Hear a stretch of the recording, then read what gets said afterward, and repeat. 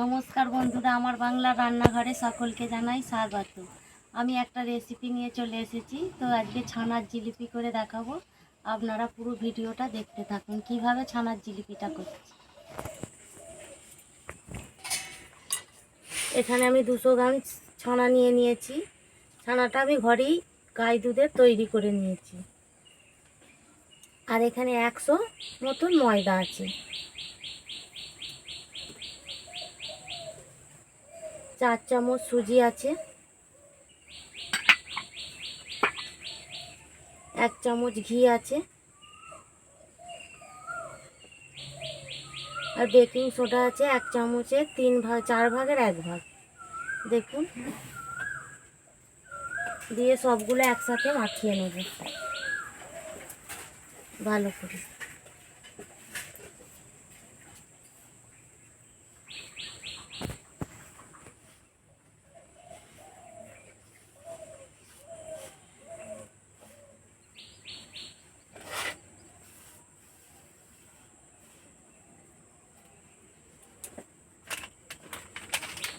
এবার দিয়ে দেবো এই একটা 10 টাকার আমুল দুধের প্যাকেটের গুঁড়ো দুধটা।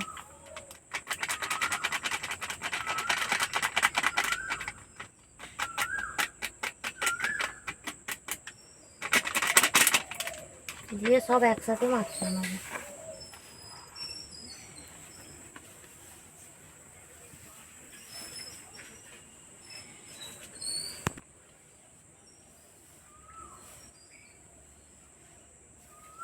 সব কিছু মাখানো হয়ে গেছে। এবার আপনারা দুধ দিয়েও মাখাতে পারেন। আমি জল দিয়ে, নর্মাল জল দিয়ে বা অল্প জল দিয়ে দিয়ে মাখিয়ে নেব। মাখাটা ঠিক পাতলাও হবে না আর শক্তও হবে না। আটা যেমন মানে ডো তৈরি করা হয় সেরকমই হবে। আটা রুটি করার যে ডোটা তৈরি করা হয় সেইভাবে তৈরি করে নেব।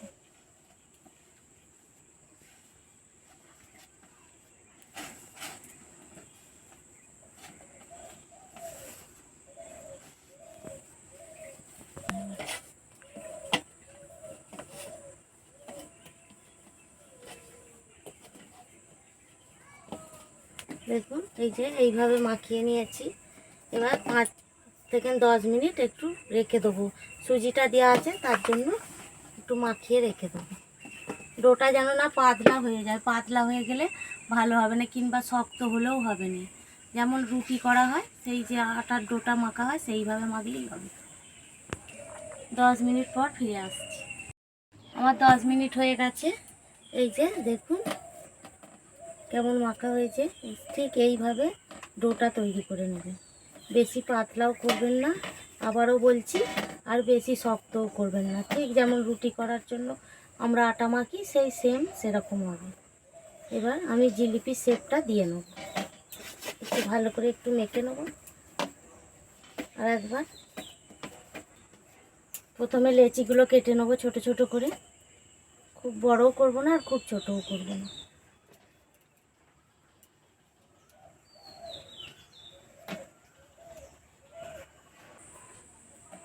এবার জিলিপি শেপটা দিয়ে নেব।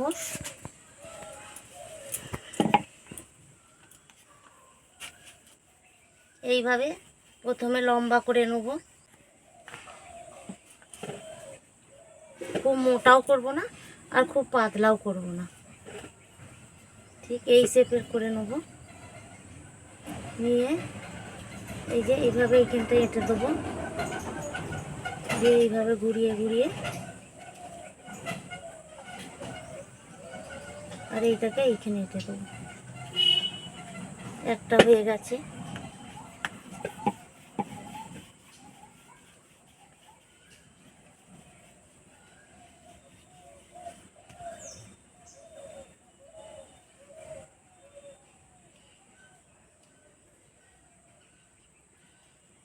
খুব সহজেই করা যায় এগুলো। হ্যাঁ, এইভাবে আমি সবগুলো জিলিপি শেপ দিয়ে নেব।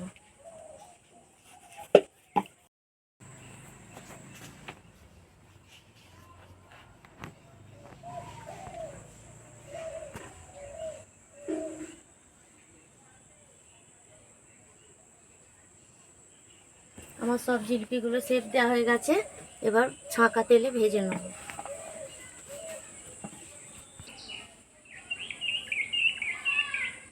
উনুনটা জেলে নেব,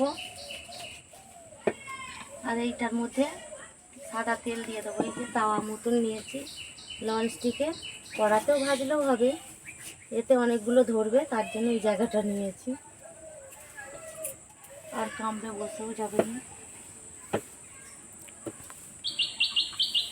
সাদা তেল দিয়ে দেবো,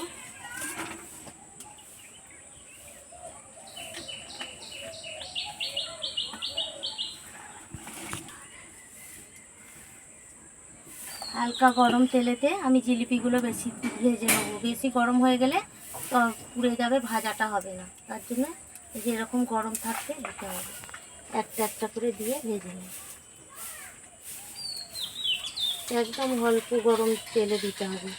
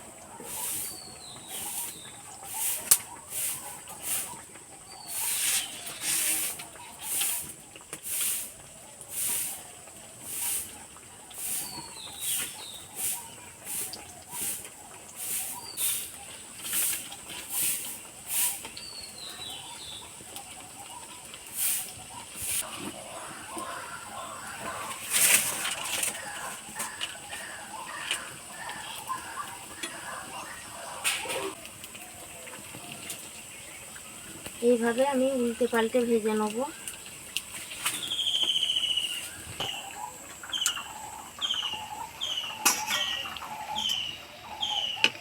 এই যে এই জিলিপিগুলো আমার লাল লাল করে ভাজা হয়ে গেছে, এবার তুলে নেব।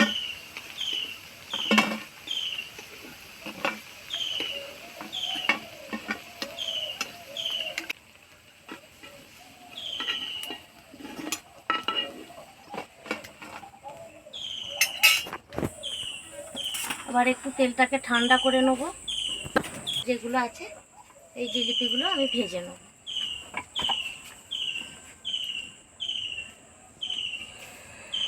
একটা একটা করে দিয়ে দেবো এই তেলের মধ্যে। তেলটা ঠান্ডা হয়ে গেছে,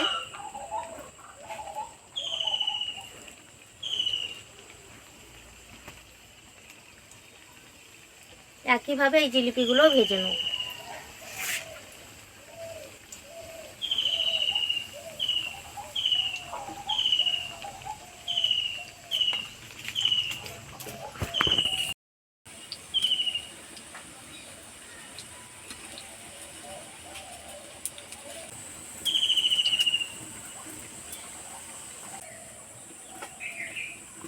এই জিলিপিগুলোও আমার ভাজা হয়ে গেছে লাল লাল করে, এবার তুলে নেব।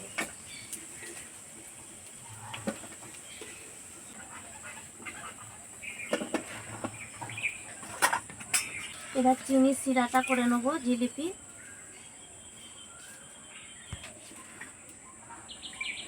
এক বাটি চিনি দিয়ে দেবো,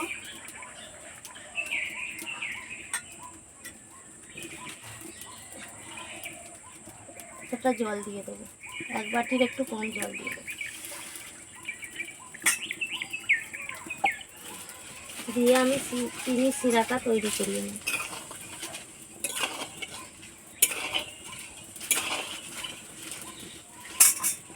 টেস্টি করার জন্য একটুখানি খেজুরের গুড় দিয়ে দেবো, টেস্ট হওয়ার জন্য। এটা দিতেও পারে, নাও পারে।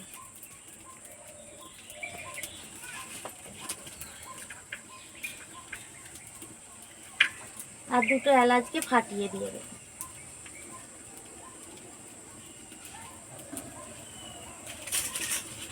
দিয়ে আমি এই সিরাটাকে 2 মিনিট ফুটিয়ে নেব, চিনির সিরাটাকে।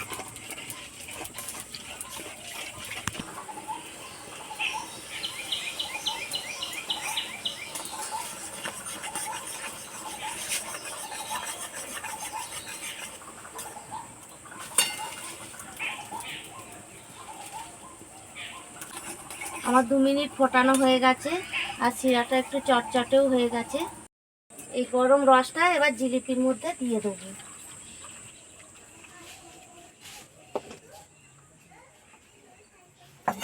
দিয়ে জিলিপিগুলো এপিট ওপিট করে একটু রসের মধ্যে উল্টে পাল্টে নেবো।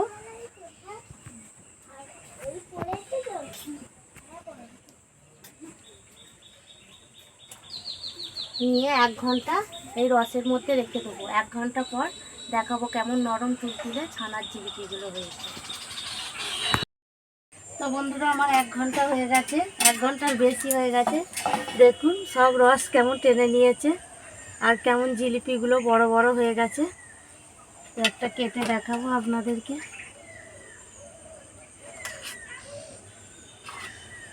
ক্যামেরাম্যান 1 ঘন্টা হয়নি, তার আগেই এসে দেখেছে হয়েছে নাকি, দুটো খেয়ে নিয়েছে। বলছে রস ঢুকে গেছে, তাড়াতাড়ি করো। দেখুন কেমন রস ঢুকেছে আর কেমন নরম হয়েছে। দেখুন দেখুন, এই যে দেখুন, আর কেমন রস কেটে দেখাচ্ছি। দেখুন কেমন রস ঢুকেছে, খুব সুন্দর রস ঢুকেছে আর খুব নরম তুলতুলে হয়েছে। দেখুন বন্ধুরা, এইভাবে করবেন আপনারাও ঘরে, এরকম সুন্দর হবে। সব কিছু নিয়ম মতন দিলেই খুব ভালো হয় এই ছানার জিলিপিটা। তা ছানার জিলিপিটা যদি আপনাদের ভালো লেগে থাকে, লাইক শেয়ার ও কমেন্ট করবেন এবং চ্যানেলটিকে সাবস্ক্রাইব করে দেবেন অপরজনকে দেখার জন্য।